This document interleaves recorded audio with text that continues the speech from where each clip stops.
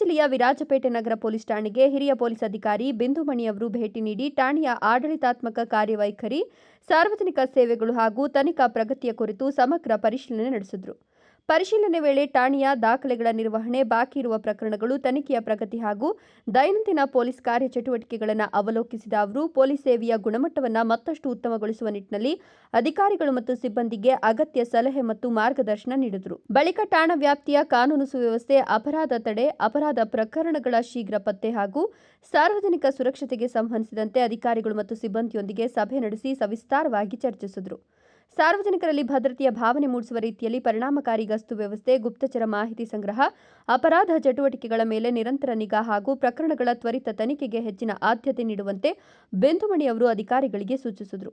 ಅಲ್ಲದೆ ಪೊಲೀಸ್ ಸಿಬ್ಬಂದಿ ಸಾರ್ವಜನಿಕರೊಂದಿಗೆ ಸ್ನೇಹಪರ ಹಾಗೂ ಜವಾಬ್ದಾರಿಯುತವಾಗಿ ವರ್ತಿಸಬೇಕು, ಪ್ರತಿಯೊಂದು ದೂರಿಗೂ ತ್ವರಿತವಾಗಿ ಸ್ಪಂದಿಸಿ ಜನಸ್ನೇಹಿ ಪೊಲೀಸ್ ವ್ಯವಸ್ಥೆಯನ್ನು ಮತ್ತಷ್ಟು ಬಲಪಡಿಸುವ ನಿಟ್ಟಿನಲ್ಲಿ ಕಾರ್ಯನಿರ್ವಹಿಸಬೇಕು ಅಂತ ತಿಳಿಸಿದರು.